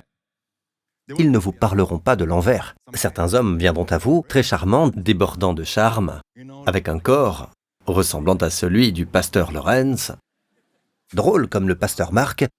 Ils vous font rire et tout. Ils vous charment, mais quelque chose à l'intérieur de votre esprit, son charme, ne peut empêcher le tsunami de couler. Il y a quelque chose qui cloche. Dieu vous donne cette sagesse intérieure pour savoir que quelque chose ne va pas avec cet homme. Et plus tard, vous découvrez que c'était un escroc. Il a dupé beaucoup d'autres dames. Amen. Pas le pasteur Lorenz, pas le pasteur Marc. Amen. Ainsi, bien des fois, vous ne pouvez pas le comprendre par vos yeux et vos oreilles. Vous le comprenez par votre esprit. Discerner, cela s'appelle le discernement. Dites discernement. Très bien, louez le Seigneur. Maintenant, puis-je dire quelque chose? À l'époque d'Adam, Adam a nommé tous les animaux, n'est-ce pas? Revenons à la partie mémoire que Dieu veut que vous ayez tous. Je veux prier pour que vous ayez tous cela.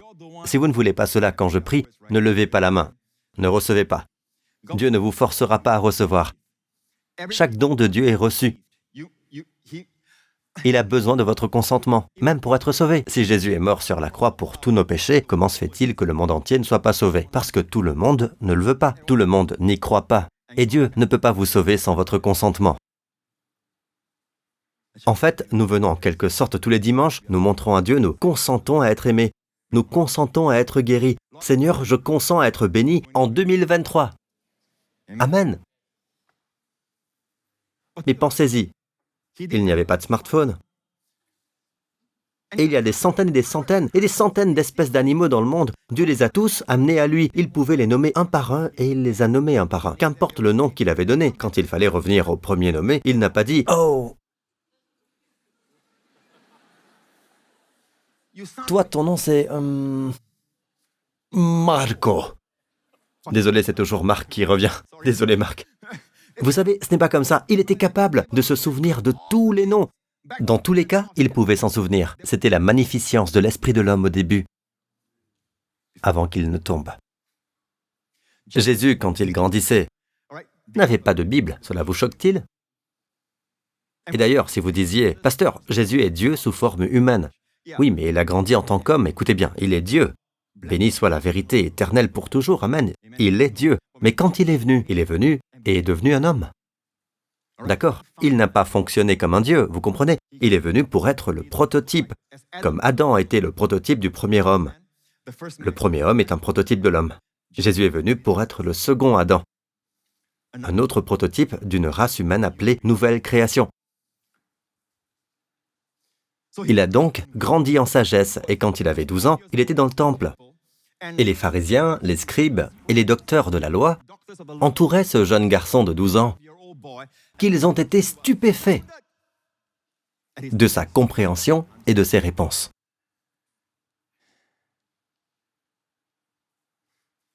Puis son père et sa mère sont venus et ont dit « Allons-y ». Et il est parti avec eux. Suivons l'histoire. Puis il descendit avec eux pour aller à Nazareth, et il leur était soumis. Sa mère gardait précieusement toutes ces choses dans son cœur. Et Jésus grandit. Vous voyez, Dieu ne grandit pas. Mais l'homme grandit. Donc, en tant qu'homme, il grandissait en sagesse, en taille et en grâce devant Dieu et devant les hommes. Toute la connaissance de la Bible qu'il avait était en fait dans sa ville natale, Nazareth. Chaque Shabbat, chaque jour de sabbat, tous les membres de la communauté se rendaient à l'église locale, leur synagogue locale. C'était le seul lieu, dans la synagogue, où il y avait le rouleau, la Bible, mais uniquement l'Ancien Testament. La synagogue avait le rouleau, mais les gens n'en avaient pas chez eux. C'était trop cher pour eux, d'accord? Alors, imaginez, chaque sabbat, Jésus écoute et écoute tout ce qu'il a appris, amen, et qu'il a mémorisé et conservé, c'est juste en écoutant. Comme Adam, il n'avait pas de smartphone pour enregistrer. Plus tard, lorsqu'il a grandi à 30 ans, il a été tenté par le diable dans le désert. Comme Adam, le premier homme a été tenté alors que tout était bon autour de lui. Tout était beau et luxuriant. Tout était brillant pour l'homme. Tout disait, c'est pour toi, pour ton bien. Et pourtant il a péché. Jésus a été tenté par le diable dans le désert, dans un endroit désert. Et quand tout à l'extérieur semblait dire, tout est contre toi, il a pourtant obéi. Le deuxième homme a obéi. Amen. Maintenant regardez, le diable est venu. Si tu es le Fils de Dieu, ordonne que ces pierres deviennent des pains. Jésus répondit, il est écrit, l'homme ne vivra pas de pain seulement, mais de toute parole qui sort de la bouche de Dieu. Il n'y a pas eu d'hésitation, rien. Il connaissait la parole de Dieu. Maintenant, imaginez certains d'entre nous. Le diable vient. Écoute, si tu es chrétien, si tu es une nouvelle création, fais ceci ou fais cela, fais ceci. Et puis vous dites, il est écrit. Quelque chose comme ça, diable. On ne vit pas toujours de pain. Parfois, on doit manger du riz. Ou quelque chose comme ça. Je veux dire, Jésus a cité mot pour mot. Amen. Son esprit est incroyable. Et la Bible dit qu'aujourd'hui, il nous donne son esprit. Proclamez, j'ai la pensée de Christ. Paul a également vécu à une époque où il n'y avait pas d'enregistrement, et il n'y avait pas d'email, pas d'agenda pour noter, pour vous en souvenir, et il n'y avait pas de smartphone, n'est-ce pas? Pourtant, il a fait sur Timothée quelques prophéties. Et de nombreuses années après cela, il l'a rappelé à Timothée. Il lui a dit, « Timothée, mon enfant, voici l'instruction que je t'adresse conformément aux prophéties faites précédemment à ton sujet. T'appuyant sur elles, combat le bon combat. Souviens-toi des prophéties que je t'ai dites lorsque je t'ai imposé les mains. Souviens-toi constamment des prophéties.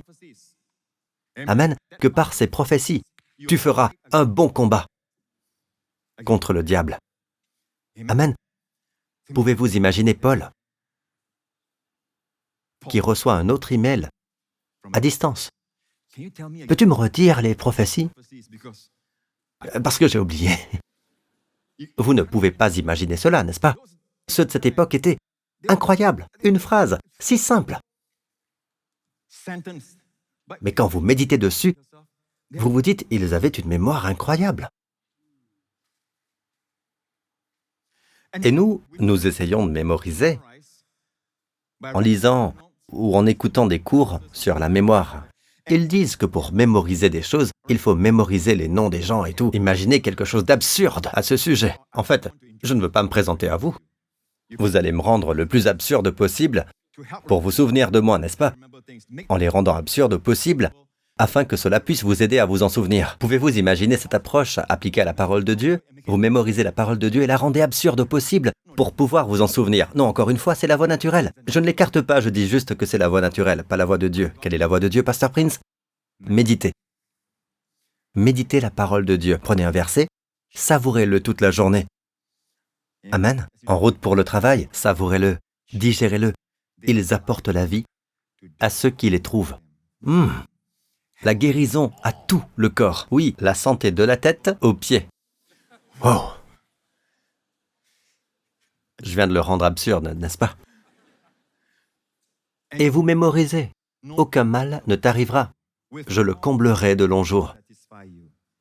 Heureux l'homme qui a trouvé la sagesse. Laissez vos amis faire la compétition comme des rats. Vous gagnez la course pour devenir le rat numéro 1. Ne vous lancez pas dans une compétition comme des rats. Laissez Dieu vous amener là où il veut que vous soyez.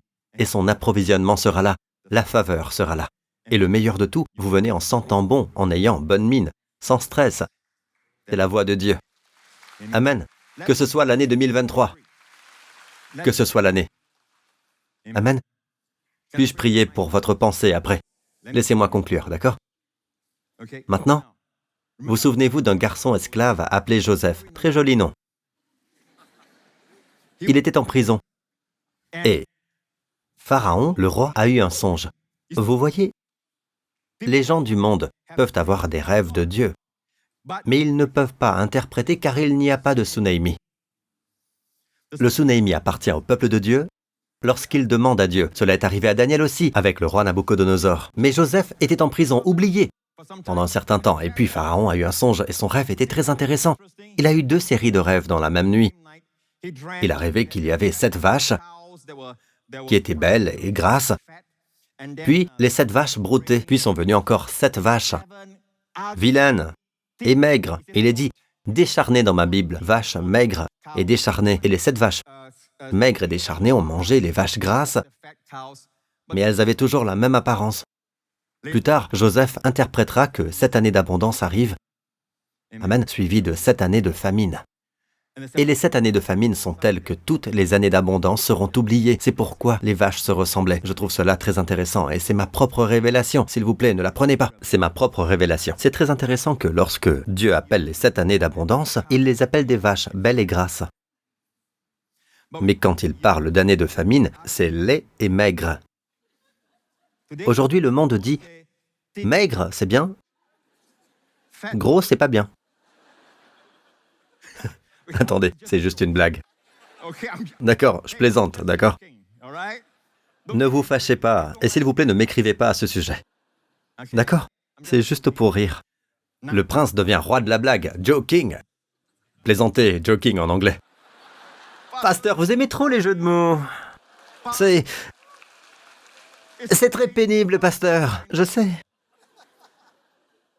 C'est pourquoi il a pris toutes nos peines.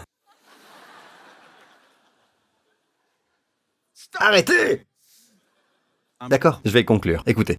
Alors, le roi a fait ce rêve, Pharaon a fait un rêve et personne ne pouvait l'interpréter. Tous les sages, tous les astrologues de son domaine ne savaient interpréter ça. Et puis là, le majordome a dit « Je me souviens, oh là là, je me souviens, il y a 2 ans j'ai fait un rêve et ce jeune homme, en hébreu, l'a interprété. Et tout est arrivé. » Le roi dit « Amenez-le ici !»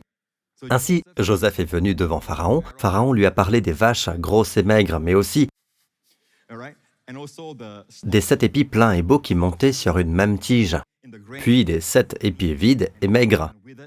Encore une fois, les épis maigres engloutissèrent les beaux épis. Il n'y a pas de logique parce que les rêves sont des rêves. Mais il y a un sens derrière eux. Et Joseph a interprété « Il y aura 7 années d'abondance à venir, roi, mais je conseille que le pharaon choisisse un homme intelligent et sage pour gérer cela. Mettez de côté un bon 20% pendant les années d'abondance. » Amen.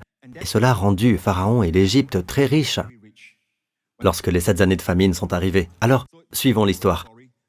Nous allons terminer là-dessus. Si le pharaon a vu le rêve se répéter, c'est que la décision est ferme de la part de Dieu et qu'il la mettra rapidement en œuvre. Maintenant, que le pharaon, c'est Joseph qui parle, que le pharaon choisisse un homme intelligent et sage et qu'il le mette à la tête de l'Égypte, il se recommandait probablement lui-même. Si je suis choisi, c'est intelligent. Il se recommande sans en avoir l'air. C'est la sagesse. Comme Ruth. Ruth a proposé à Boaz sans proposer à Boaz, mais elle l'a proposé à Boaz. Boaz n'a jamais compris ce qui lui arrivait. D'accord? C'est la sagesse. Alors, que le pharaon choisisse un homme intelligent et sage. Regardez ceci. Le mot « intelligent » et le mot, en hébreu, c'est l'Ancien Testament. L'hébreu, c'est « bin », d'où nous vient le mot « bina ». Et la femme est « chakam ». Beaucoup d'entre vous connaissent le mot « chakam ». Chakam, c'est sage. Mais n'oubliez pas, il y a aussi une version grecque de l'Ancien Testament qui n'est pas souvent utilisée, appelée Septante. Dans la Septante, c'est « phronimos ». Et sage, et devinez quoi? Devinez. Suneimi. C'est en fait sunitos, l'adjectif ici, mais sunitos vient du verbe suneimi. C'est le mot suneimi. Choisissez un homme à qui Dieu a donné la sagesse. Pas seulement un talent naturel, pas quelqu'un qui est diplômé de l'Université d'Égypte. Trouvez quelqu'un d'intelligent et de sage, parce que tous ceux qui sont diplômés d'université, aucun d'eux ne pouvait interpréter le songe de Pharaon. Mais cet esclave, qui a reçu la sagesse de Dieu, en a été capable. Amen. Regardez la réponse de Pharaon. La Bible dit, ces paroles plurent au Pharaon et à tous ses serviteurs. Le Pharaon dit à ses serviteurs, pourrions-nous trouver un homme tel que celui-ci, qui a en lui l'Esprit de Dieu? Et le Pharaon dit à Joseph, puisque Dieu t'a fait connaître tout cela, il n'y a personne qui soit aussi intelligent et aussi sage, les mêmes mots, que toi. Tu seras responsable de ma maison et tout mon peuple obéira à tes ordres. Le trône seul m'élèvera au-dessus de toi. De la fosse à la prison, au palais, la sagesse vous fera monter. Amen.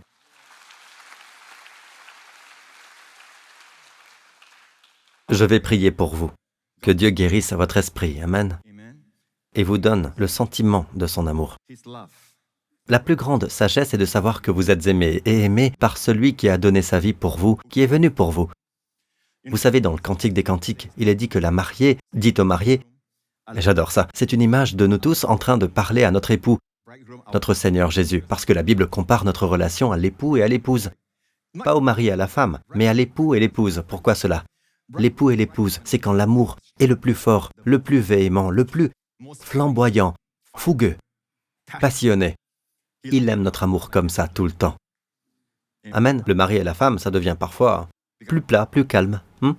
Mais le premier miracle que Jésus a fait a été de transformer l'eau en vin lors d'un mariage. Ce qui signifie quoi? Votre mariage devient fade, comme de l'eau. Jésus peut le transformer en vin. Amen.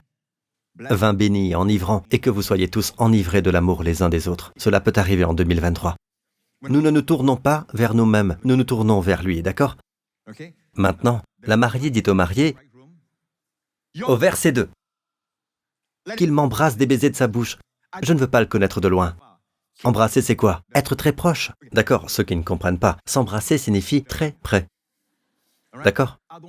Je ne veux pas connaître l'amour des autres pour Jésus et les entendre parler de leur amour pour Jésus. Je veux connaître personnellement son amour. Amen. Puis elle l'a dit au Seigneur, ton amour est meilleur que le vin. Waouh, quelle chose à dire au Seigneur. Ton amour est meilleur que le vin. Le vin, à cette époque, c'est quelque chose pour les célébrations. Quand ils font de grandes fêtes, ils sortent le vin. Amen. Et le vin, c'est aussi une bonne récolte, c'est-à-dire la prospérité pour tous les agriculteurs. Beaucoup d'entre eux étaient des agriculteurs. La mariée dit, ton amour est meilleur que tous les plaisirs terrestres. Je prie pour que vous le sachiez chaque jour. C'est merveilleux de se réveiller quand les choses vont mal. Son amour est toujours vrai. Il vous aime toujours. Et d'une manière ou d'une autre, cela vous donne l'éclat de vous élever au-dessus des circonstances. Cela vous permet de savoir que tout ira bien. Quand vous savez qu'il vous aime, son regard est sur vous. Quand son regard est sur vous, il l'est sur vous du début à la fin. Amen. Mais je ne peux pas terminer ici en ne vous montrant pas la réponse du Seigneur. Vous allez vous dire que c'est génial. Regardez sa réponse quelques chapitres plus tard. Savez-vous ce que le Seigneur lui dit? Le Seigneur lui dit ceci. Que de charme ont tes amours, ma sœur, ma fiancée. Nous sommes à la fois sa sœur et sa fiancée, son épouse. Amen. Que tes amours sont meilleurs que le vin. En tout, Jésus nous dépasse. Nous disons au Seigneur, ton amour vaut mieux que le vin. Il se tourne vers nous et dit, quel que soit le peu d'amour que vous avez pour moi, combien votre amour est meilleur. Combien votre amour pour moi est meilleur que le vin. Il nous dépasse toujours. J'ai demandé à Dieu un partenaire de vie il y a de nombreuses années. Dieu m'a donné Wendy. L'autre jour, je l'ai regardée et je pense qu'elle est de plus en plus belle. Je le pense vraiment. Et je pense que je tombe de plus en plus amoureux d'elle. Je m'envie. Toutes ces années, nous sommes mariés depuis plus de 27 ans maintenant. Amen. Et j'aime toujours cette femme. J'ai d'abord demandé à Dieu un petit ministère pour aider les gens. Dieu m'a donné vous tous. Cette Église. Ils nous dépassent toujours. Une fois, ils ont amené des enfants à Jésus. Vous le savez tous, si vous lisez les évangiles. Les mères amenaient leurs petits à Jésus. Et ils ont demandé à Jésus d'imposer les mains sur les petits. Vous savez ce que dit la Bible? Jésus les embrassa. Il nous dépasse toujours. Il nous dépasse toujours. Amen. Même en amour, il dit, le peu d'amour que tu as, ce peu est meilleur que le vin pour moi. Est-ce que nous le pensons nous-mêmes qu'il apprécie notre amour? Ou vous vous dites, mon amour n'est pas aussi fort que celui du pasteur Marc, du pasteur Lorenz et tous les autres gens ici. Non, non, quel que soit le peu d'amour que vous avez, le Seigneur l'apprécie. Et il dit que ton amour, vous lui dites, Seigneur, ton amour est meilleur que le vin. Et son amour est parfait, le nôtre ne l'est pas. Mais il dit à propos de notre amour imparfait, que tes amours sont meilleurs que le vin. Oh, je peux m'asseoir ici et continuer, amen, pour le reste de l'année. Alléluia. Mais je vais vous congédier avec les bénédictions de Dieu. Pour ceux d'entre vous qui ont perdu leur pensée et qui ne le savent pas encore, nous vous la rendrons au nom de Jésus. Levez-vous, louez le Seigneur. Merci Jésus. Amen, amen. Alléluia. Maintenant, mes amis, si vous êtes ici et que vous dites que, Pasteur Prince, je n'ai jamais placé ma confiance en Jésus, je pense que, quand vous mentionnez que mon esprit est mort, je pense que c'est moi. Je suis coupé de Dieu. Mais je sens que Dieu m'appelle, qu'il m'attire avec son amour. Et je crois en ce que le Christ a fait pour moi en cette croix. Il a porté mes péchés. Merci. Merci, Père Céleste, de m'avoir ouvert les yeux aujourd'hui. Amen. Suneimi. La sagesse est entrée dans mon cœur. Si c'est vous, faites cette prière avec moi maintenant. Si vous voulez mettre votre confiance en Jésus-Christ, faites cette simple prière et vous naîtrez de nouveau. Dites, Père Céleste, merci de m'aimer. Ton amour vaut mieux que le vin. Merci d'avoir envoyé ton Fils Jésus-Christ, qui est mort sur la croix pour mes péchés. Il a porté tout mon jugement et toute ma condamnation. Tous mes péchés ont été ôtés quand j'ai été déclaré juste par toi. Tu as ressuscité Jésus d'entre les morts. Tous mes péchés sont effacés. Je suis totalement pardonné parce que Jésus-Christ est mon Seigneur et mon Sauveur, maintenant et pour toujours. Merci, Père. Cette année, J'entre dans 2023 grandement béni, hautement favorisé. Et tu m'aimes tellement. Dévoile de plus en plus à quel point je suis aimé de toi, au nom de Jésus. Et le peuple de Dieu dit « Amen, louez le Seigneur. » Laissez-moi prier pour vous. Maintenant, certains d'entre vous peuvent prendre des médicaments. Ce n'est pas un sujet de plaisanterie, c'est quelque chose de grave, je le comprends. N'arrêtez pas vos médicaments. Mais je vais prier pour vous parce que l'oubli, comme je l'ai dit tout à l'heure, c'est une malédiction. D'accord? Et Christ nous a rachetés de la malédiction de l'oubli. Ainsi, la manifestation peut se produire, comme ce que dit Jésus, comment la parole de Dieu se manifeste comme des récoltes, 30 fois. Vous pouvez encore oublier certaines choses, puis 60 fois. Cela se manifeste plus, puis au centuple. Amen. Et ce n'est pas à moi de décider. Aucun de nous ne peut dire quand nous aurons le centuple, mais continuez à croire. Continuez à confesser, continuez à déclarer que j'ai la pensée de Christ. Amen. J'ai la sagesse de Dieu. Continuez à demander à Dieu la sagesse. Amen. Levez vos mains, vous tous ici présents. Père, c'est ce Ruach. Sentez-vous cela, le vent? En ce moment, il y a un vent qui souffle à l'intérieur, mes amis. C'est le Ruach, le vent, le Saint-Esprit. Et cela s'appelle aussi l'esprit de sagesse et de révélation. Père, au nom de Jésus, comme tu as vu qu'il y avait des ténèbres au début, et tu as dit qu'il y ait de la lumière. Père, au milieu de tous ces esprits endormis, inutilisés, latents, des esprits devenus décrépits, des cerveaux qui, selon la science, ont vieilli, ont rétréci. Je te remercie, il y a un Dieu pour qui rien n'est impossible. Je te remercie, Seigneur, car l'un de tes bienfaits est le renouvellement de la jeunesse, comme les aigles. Donc, dès le début de l'année, Père, au nom de Jésus, nous demandons maintenant, touche la pensée des gens. Tous ceux qui écoutent ma voix, Père, touche leurs pensées, touche ma pensée, touche nos pensées, Seigneur, au nom de notre Seigneur Jésus-Christ, et fais que tous les points morts, toutes les zones mortes, inutilisées, latentes, revivent pour être ressuscitées. Au nom du Seigneur Jésus-Christ, augmente notre capacité cérébrale. Amen. Afin qu'elle ne s'amenuise pas, Seigneur. Même si les années passent, Père, ce qui est impossible avec les hommes est possible avec toi, Père. Utilisez de plus en plus le cerveau que tu nous as donné, Seigneur. Amen. Et Père, nous prions au nom de Jésus que tu accordes à tous ceux qui ont faim le Suneisis, cette sagesse Suneimi, cette sagesse, Seigneur, qui vient de toi. Cela nous aide à discerner la vraie nature des choses afin que nous ne soyons pas trompés. Amen. Père, accorde-nous cette sagesse. Que d'autres diront de nous, qui peut trouver une femme aussi sage et perspicace? Qui peut trouver?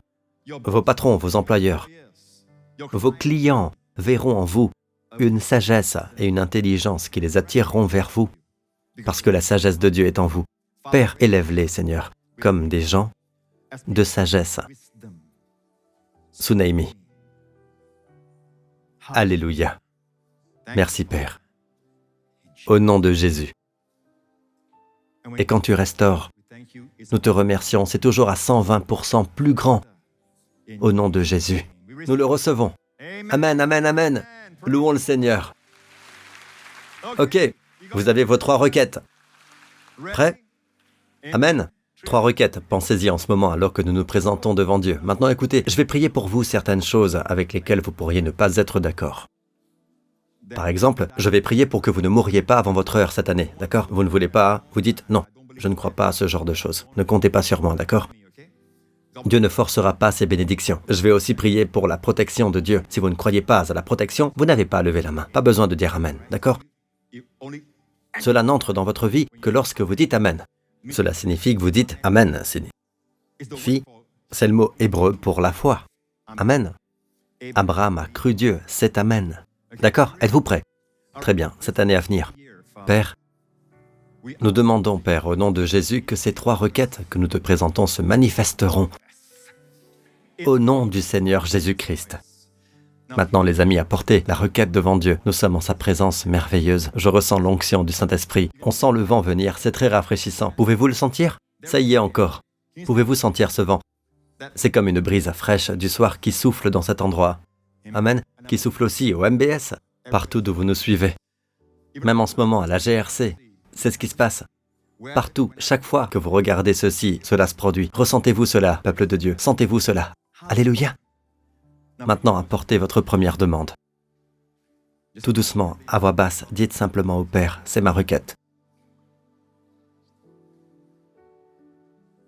Apportez votre deuxième requête. Dites, Père, c'est ma demande.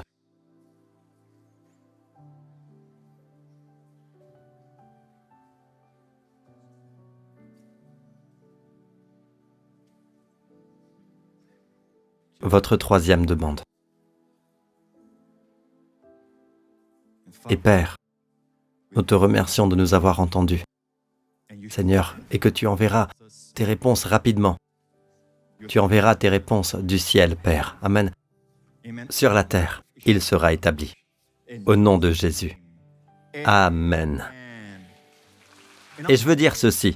Certains d'entre vous en auront la manifestation très rapidement, le premier mois, le deuxième mois. Lorsque cela se produit, écrivez-nous et faites-le nous savoir, d'accord? Ferez-vous cela? Louez le Seigneur. Amen. Levez vos mains, vous tous ici présents. Cette année à venir, je prie pour vos familles et vous. Au nom du Seigneur Jésus-Christ, que vos familles et vous soyez dans le lieu sacré du Très-Haut, sous l'ombre, la protection, l'abri du Très-Haut. 6 000 tombent à côté de toi et 10 000 à ta droite, tu ne seras pas atteint. Quoi qu'il arrive, cette année, cela ne vous approchera pas. La récession ou quoi que ce soit, cela ne vous touchera pas et ne vous affectera pas négativement. Au nom de Jésus, Père, je prie, Seigneur, que tu libères plus de provisions que nécessaire, Seigneur, pour ton peuple. Pas seulement pour leurs propres besoins, Seigneur, mais il en reste beaucoup pour être une bénédiction pour les autres, Seigneur. Et pour l'évangile de Jésus-Christ, qu'ils ne feront pas de compromis, Père, sur la dîme, en semant, en moissonnant et en te donnant, Seigneur, car tes voies ne failliront jamais. Père, au nom de Jésus, ils deviendront des donneurs et des bénisseurs, Seigneur. Alléluia, partout où ils vont. Et Père, je prie au nom de Jésus que cette année soit si pleine de faveur comme tu as béni Nephtali, satisfait de la faveur, Seigneur. Je prie pour que chacun qui écoute ma voix, Seigneur, que leur famille et eux soient satisfaits et qu'ils soient pleins de la faveur de Dieu, afin que les gens soient attirés vers eux, sans savoir pourquoi, juste parce que la faveur de Dieu est sur vos proches et vous. Amen. Que le Seigneur vous protège, ainsi que vos proches tout au long de cette semaine. Aucun de vous ne mourra avant son heure. Vous mourrez seulement si Jésus tarde, si Jésus ne revient pas. Vous mourrez quand vous serez satisfait. Au nom de Jésus, Père, au nom de Jésus, le Seigneur tourne son visage vers vous, son sourire vers vous, accorde au vôtre, et à vous la paix tout au long de cette semaine. Au nom de Jésus. Amen. Que Dieu vous bénisse. Je vous reverrai encore et encore jusqu'à la fin de l'année. D'accord? Que Dieu vous bénisse.